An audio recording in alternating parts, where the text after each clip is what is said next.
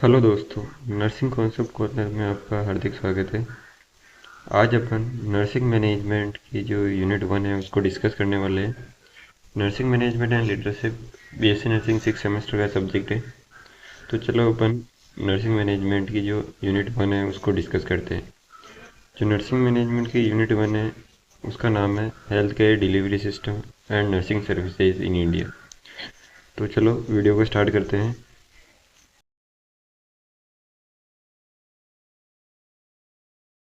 Health care delivery system in India, तो इसकी definition देख लेते हैं।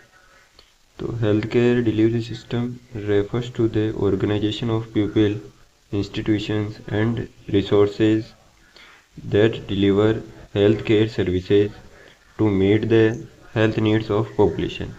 यानी एक हेल्थ केयर डिलीवरी सिस्टम एक सिस्टम है जिसके अंदर ऑर्गेनाइजेशन और पीपल और रिसोर्सेज का एक सिस्टम है, ऑर्गेनाइजेशन का सिस्टम है जो हेल्थ केयर सर्विसेज को डिलीवर करता है जो नीडेड जो पॉपुलेशन है उनको।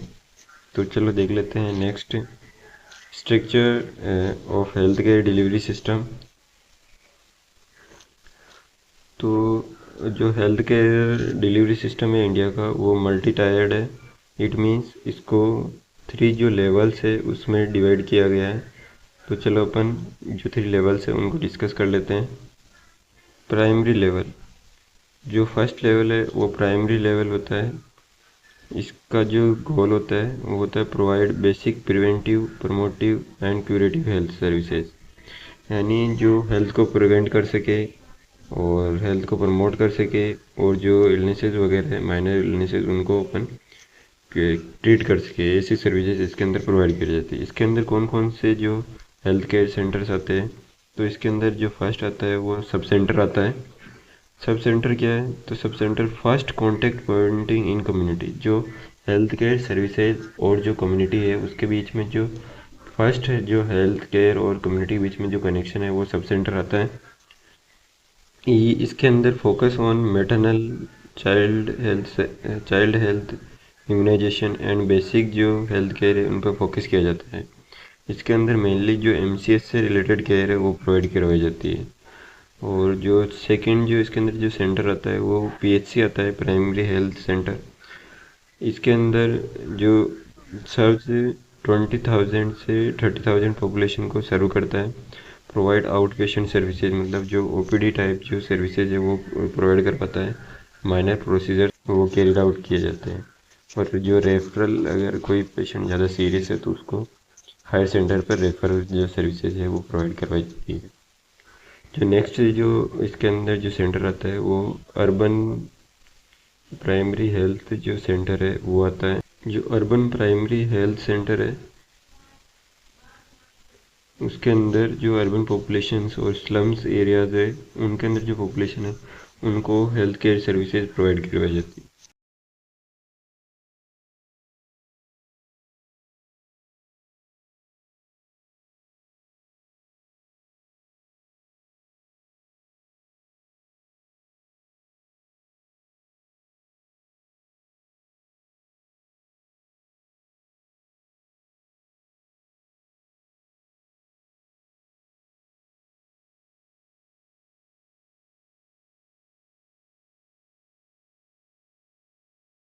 जो नेक्स्ट लेवल है वो है सेकेंडरी लेवल। सेकेंडरी लेवल में क्या करवा जो क्या गोल होता है और किस पे फोकस किया जाता है, तो provide specialised services with referral support. इसके अंदर क्या है, स्पेशलाइज्ड सर्विसेज प्रोवाइड किया जाती है। जैसे कोई मेडिकल इलनेसेस वगैरह हो गई तो उसका स्पेसिफिक ट्रीटमेंट वगैरह प्रोवाइड किया जाता है। अगर वो ज़्यादा सीरियस है तो उसको हायर जो रेफरल सेंटर्स है उस पर रेफर कर दिया जाता है।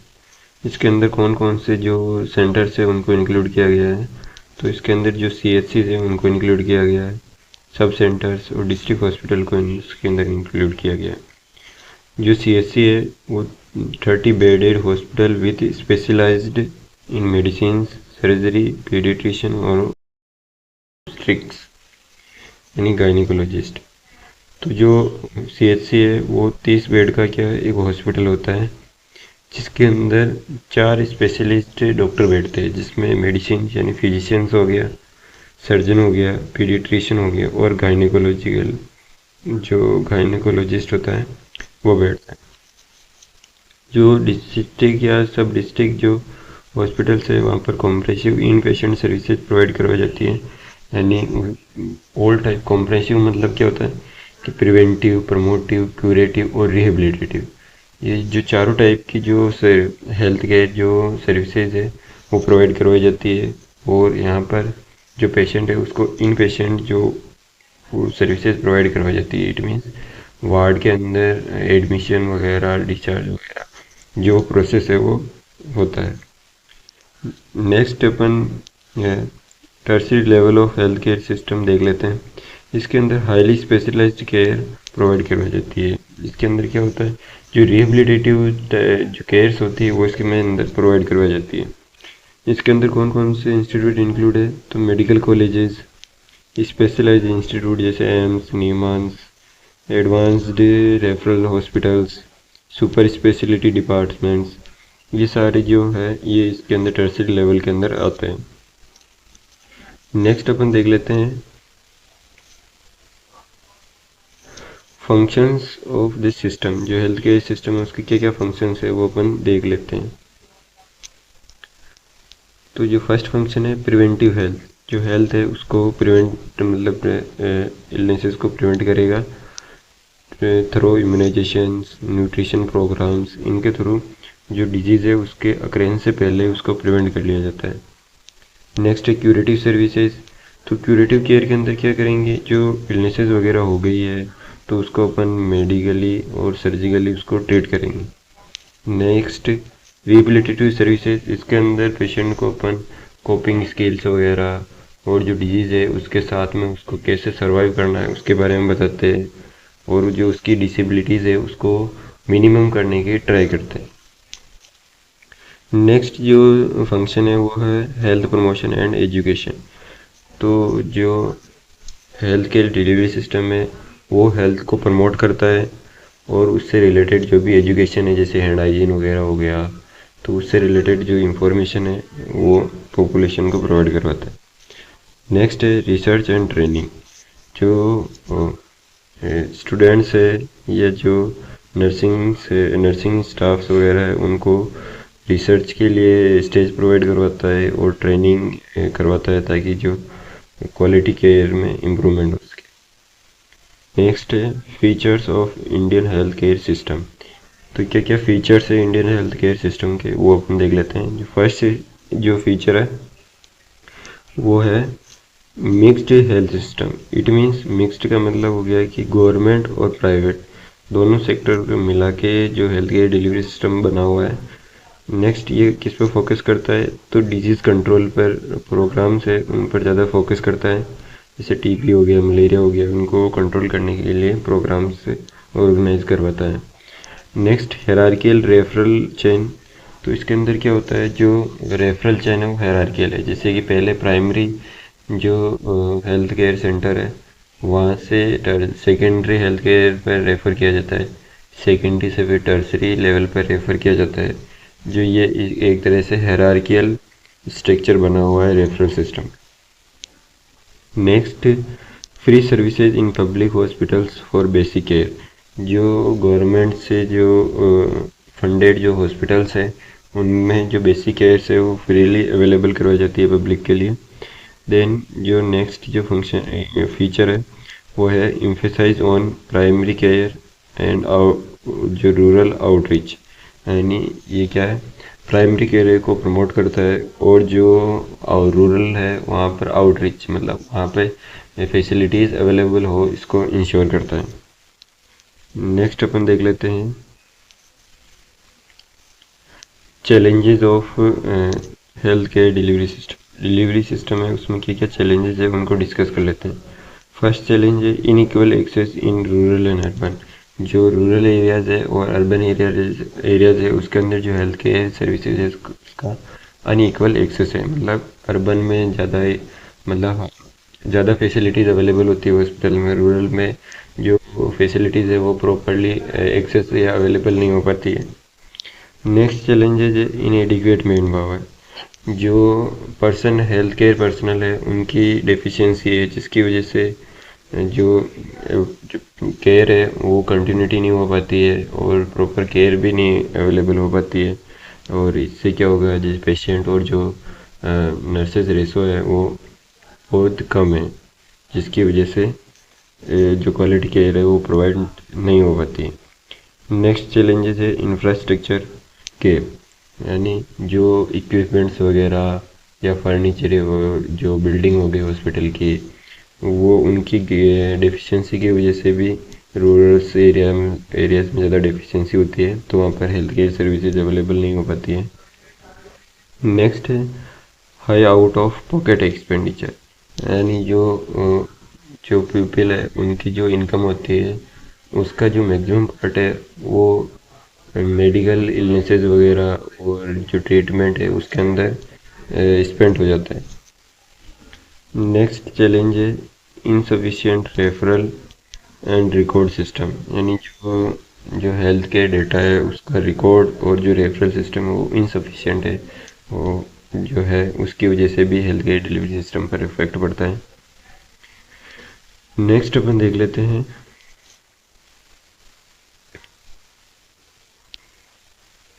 Planning and development of nursing services and education.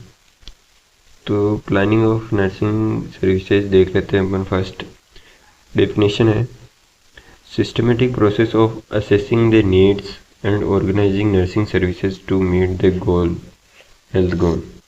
It means इसके अंदर क्या करते हैं, जो पॉपुलेशन है उसकी नीड्स को असेस करते हैं, देन अपन उसके लिए एक प्लान नर्सिंग प्लान जो क्रिएट करते हैं, देन उसको इम्प्लीमेंट करते हैं जो हेल्थ गोल्स है उसको अचीव करने के लिए। इसके क्या क्या ऑब्जेक्टिव्स है, तो provide optimal patient care, patient की जो ऑप्टिमम मैक्सिमम लेवल की पेशेंट केयर प्रोवाइड कर इसको इंश्योर करता है। इंश्योर क्वालिटी नर्सिंग प्रैक्टिसेस, जो अगर अपन प्लानिंग से काम करेंगे तो जो क्वालिटी है उसमें भी इम्प्रूवमेंट होगा पेशेंट केयर में। बिल्ड कॉम्पिटेंट वर्कफोर्स, अगर अपन प्लानिंग के थ्रू वर्क करेंगे तो इससे जो वर्कफोर्स है वो कॉम्पिटेंट बनेगी। Next effective utilisation of resources, यानी जो रिसोर्सेज है उसका इफ़ेक्टिवली यूज़ करेंगे जिससे क्वालिटी केयर प्रोवाइड करवा सकते हैं। नेक्स्ट अपन देख लेते हैं स्टेप्स क्या क्या हैं प्लानिंग ऑफ नर्सिंग सर्विसेज के अंदर। तो जो फर्स्ट स्टेप है असेसमेंट ऑफ नीड्स। जो असेसमेंट करेंगे अपन, इसके अंदर अपन हेल्थ डेटा लेंगे, डिजीज से रिलेटेड डेटा, नर्सिंग की अवेलेबिलिटी कितनी है, तो वो अपन डेटा कलेक्ट करेंगे फर्स्ट ऑफ। सेकंड अपन क्या करेंगे, जो सेटिंग गोल्स, यानी जो प्लान करेंगे क्या क्या अपन को गोल अचीव करने हैं, वो गोल अपन सेट करेंगे, जैसे कि रिड्यूस मोर्टेलिटी रेट। से थर्ड अपन क्या करेंगे, जो स्ट्रेटजी फॉर्मुलेशन, इट मीन्स जो अपन स्ट्रेटजी बनाएंगे जिसके अंदर अपन जो नर्सेज है उनको ट्रेनिंग दे सकते हैं, वो डिसेंट्रलाइजेशन, ये अपन क्या है प्लान सेट करेंगे। देन जो फोर्थ स्टेज है उसके अंदर अपन इम्प्लीमेंट कर देंगे इनको, जो ट्रेनिंग स्टाफ्स है उनके थ्रू अपन जो हेल्थ केयर सर्विसेज है उनको अवेलेबल करवाएंगे। नेक्स्ट फिफ्थ स्टेप है इवोल्यूशन। इसके अंदर क्या करेंगे अपन, ये असेस करेंगे कि जो अपन ने प्लान्स या गोल सेट किए थे वो कितने अचीव हुए, उनको अपन असेस करेंगे। नेक्स्ट अपन देख लेते हैं डेवलपमेंट ऑफ नर्सिंग सर्विसेज। तो नर्सिंग सर्विसेज का डेवलपमेंट कैसे कैसे हुआ वो अपन देख लेते हैं। तो जो डेवलपमेंट है उसके अंदर जो फर्स्ट आता है कि जो first nursing school stabilise in India. जो फर्स्ट नर्सिंग है वो कब स्टेबलाइज हुआ था, तो 1871 के अंदर स्टेबलाइज हुआ था। नेक्स्ट है इंडियन नर्सिंग काउंसिल फॉर्म्ड। तो इंडियन नर्सिंग काउंसिल 1947 के अंदर फॉर्म्ड हुआ था। यहाँ पे जो ये डेटा है थोड़ा मिसप्रिंट हो गया तो करेक्ट कर लीजिएगा। 1946 के अंदर नर्सिंग को रिकॉग्नाइज किया गया था एज ए प्रोफेशन। 1950 के अंदर ICN 1980 के अंदर एक्सपेंशन ऑफ नर्सिंग कॉलेजेस की जो उनका एक्सपेंशन किया गया था, नर्सिंग कॉलेजेस की जो नंबरिंग है उसको बढ़ाया गया था। 2005 के अंदर revised curriculum for development and degree programme, जो डिग्री प्रोग्राम है उसके अंदर क्यूरिकुलम सेट किया गया था जिससे कि जो कॉम्पिटेंट नर्स को क्रिएट कर सकें। नेक्स्ट आ जाता है ग्रोथ ऑफ नर्सिंग वर्कफोर्स। तो जो क्या ग्रोथ होती है नर्सिंग वर्कफोर्स की, तो इंक्रीज डिप्लोमा को इंक्रीज किया गया था वर्कफोर्स को इंक्रीज करने के लिए। BSc nursing degrees, post basic, MSc nursing programmes, ये सारे स्टार्ट किए गए थे। स्पेशलाइज्ड नर्सिंग ब्रांच जैसे critical care, oncology, community paediatric nursing, तो इनकी जो स्पेसिफिक ब्रांचेज है वो स्टार्ट की गई थी जिससे भी अपन इसके अंदर ये जो स्टूडेंट्स है उनका फील्ड क्रिएट किया गया था जिससे वो इसमें इंटरेस्ट दिखाए और अपन उसमें कॉम्पिटेंट वर्कफोर्स डेवलप कर सके। रेगुलेटरी बॉडीज़, तो इसके अंदर इंडियन नर्सिंग काउंसिल आईएनसी है, वो इसके अंदर रेगुलेटरी बॉडीज़ है जो कि जो इतने भी जो health care schools nursing schools वगैरह है, मेडिकल कॉलेजेस वगैरह है, तो इसके अंदर ये करिकुलम डेवलप करती है जिसके कि ये फिक्स ड्यूरेशन वगैरह कोर्स का वो सब ये आईएनसी डिसाइड करती है। नेक्स्ट देख लेते हैं अपन global scenarios of nursing services and education. तो एजुकेशन है उसका ग्लोबल सिनेरियो क्या है, तो ग्लोबल ऑर्गेनाइजेशन जैसे कि आईसीएन हो गया, international council of nurses, promote nursing standards world widely. ये क्या करती है, जो नर्सिंग के स्टैंडर्ड्स है उनको प्रमोट करती है world widely. Next WHO, world health organisation, ये करती सेट हेल्थ पॉलिसीज गाइडलाइन, जो हेल्थ पॉलिसीज है उसकी गाइडलाइन सेट करती है। सिग्मा थीटा टाउ एन, जो अमेरिकन नर्सिंग एसोसिएशन है उसके अंदर प्रोफेशनल नर्सिंग बॉडीज़ का फॉर्मेशन करती है। Next global trends evidence based practice को प्रमोट करता है। एडवांस नर्सिंग रोल्स जैसे कि नर्सिंग प्रैक्टिशनर्स हो गया और स्पेशलाइज्ड नर्सिंग सर्विसेज वगैरह, उनमें क्या है पेशेंट जो नर्सेज है उनको उस ट्रेंड्स के बारे में बताता है जिससे कि वो एडवांस नर्सिंग रोल प्ले कर सके। ग्लोबल कॉम्पिटेंस फ्रेमवर्क, तो ये क्या है नर्सिंग जो फोर्स है उसके ग्लोबली कॉम्पिटेंट करने के लिए स्टैंडर्ड्स और ये क्राइटेरिया सेट करता है। E learning and tele nursing education, तो ये ई लर्निंग और टेली नर्सिंग को प्रमोट करता है। तो ये इंटर प्रोफेशनल एजुकेशन को भी प्रमोट करता है। Focus on universal health coverage, जो यूनिवर्सली जो हेल्थ कवरेज है इस पर फोकस करता है। नेक्स्ट अपन देख लेते हैं recent trends in nursing services and management.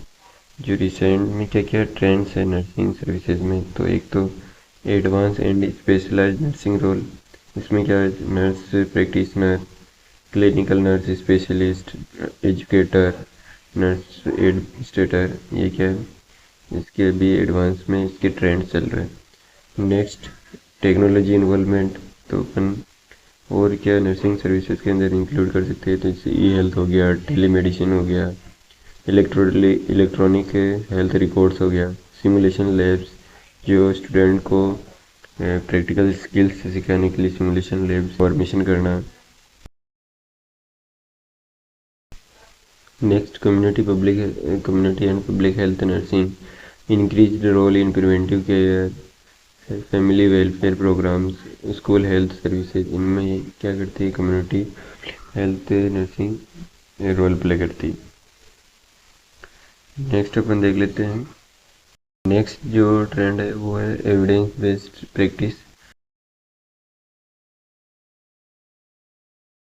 Evidence based practice means practice guided by research and clinical evidence for improve outcomes को इम्प्रूव करने के लिए रिसर्च और क्लिनिकली जो एविडेंस है जो मेथड है उसको अप्लाई किया जाता है। नेक्स्ट जो ट्रेंड है वो interdisciplinary team work. It means collaborating with doctors, physiotherapist, nutritionist for holistic care. जो होलिस्टिक केयर प्रोवाइड करवाने के लिए जो हेल्थ केयर प्रोफेशनल है उनके बीच में कोलैबोरेट करना। नेक्स्ट अपन देख लेते हैं issues and challenges in nursing services and management. Nursing services और मैनेजमेंट के अंदर क्या क्या हेल्थ इश्यूज चल रहे हैं और चैलेंजेस आ रहे हैं। तो एक तो हो गया शॉर्टेज ऑफ नर्सेज, यानी जो मेन पावर वर्कफोर्स है या मैन पावर है उसकी बहुत शॉर्टेज है। तो जो इससे क्या होगा, low nurse patient population ratio compared to W H O के स्टैंडर्ड्स के अंदर जो नर्स पेशेंट का जो रेशो है वो बहुत लो रहेगा। नेक्स्ट, वर्क हाई लोड और बर्नआउट।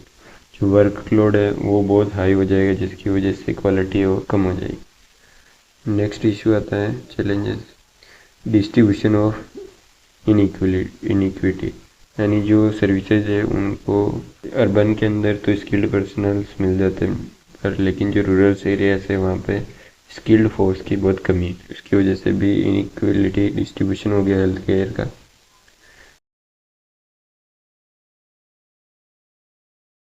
नेक्स्ट है एजुकेशन क्वालिटी वेरिएशन, मतलब जो स्टैंडर्ड्स अक्रॉस नर्सिंग स्कूल्स है उनमें प्रॉपर स्टैंडर्ड्स नहीं मेंटेन हो पा रहे हैं। फैकल्टी शॉर्टेज हो रही है।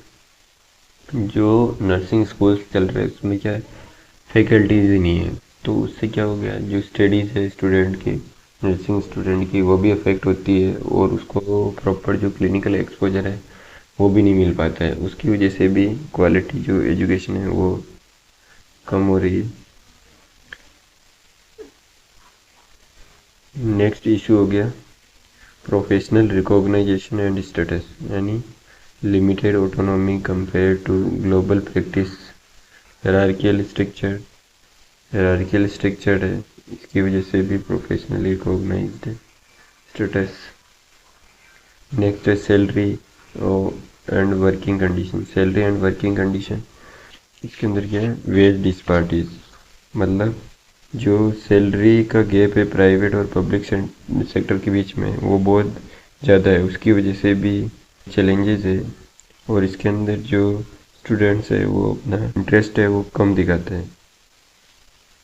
Poor working environments contribute to attrition, यानी जो इसकी वजह से क्या करना पड़ रहा है, जो स्टूडेंट्स है उसको बहुत संघर्ष करना पड़ रहा है कि जैसे प्राइवेट सेक्टर में जा रहे हैं तो वहाँ पे जो उसकी सैलरी है बहुत कम होती है, जिसकी वजह से जो स्टूडेंट है वो फिर जो ये प्रोफेशन इसको स्किप कर देता है। Next, management and leadership issues. इसके अंदर क्या होता है, lack of structured career progression. जो कैरियर प्रोग्रेशन है उसका कोई प्लानिंग नहीं होती है। Limited managerial training for nurse leaders. जो नर्सिंग लीडर्स है उनके लिए क्या लिमिटेड ट्रेनिंग्स है, उसकी वजह से भी नहीं हो पाता है। Insufficient representation in policy decision के अंदर जो इनसफिशिएंट रिप्रेजेंटेशन है उसकी वजह से भी management and leadership issues create होते हैं।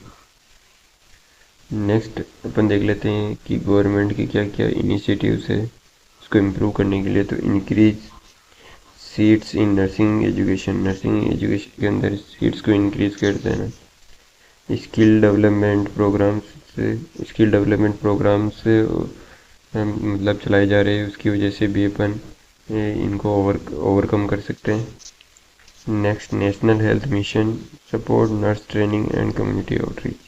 जो नेशनल हेल्थ प्रोग्राम है वो क्या करता है, स्टूडेंट्स की जो ट्रेनिंग है, नर्स की जो ट्रेनिंग है उसको सपोर्ट करता है। और कम्युनिटी आउटरीच, जो मिनिमम लेवल जो कम्युनिटी है सब सेंटर्स है वहाँ तक उसकी आउटरीच है, उसकी वजह से भी जो हेल्थ केयर डिलीवरी सिस्टम है वो स्ट्रॉन्ग बनता है। Thanks for watching my video.